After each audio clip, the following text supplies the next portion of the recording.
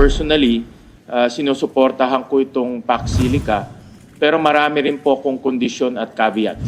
Tulad po ng mga negosyo, pagpapasok ko sa isang negosyo, may mga risk.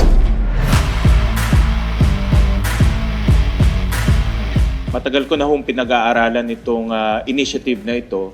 Nakikita ko na ito ay isang once-in-a-lifetime opportunity para sa ating bansa. Kung hindi ho ito papasok sa ating bansa, sigurado po ako papasok to sa Vietnam, papasok to sa Thailand, sa Indonesia. Ibang bansa ho ay tatanggapin ho ito.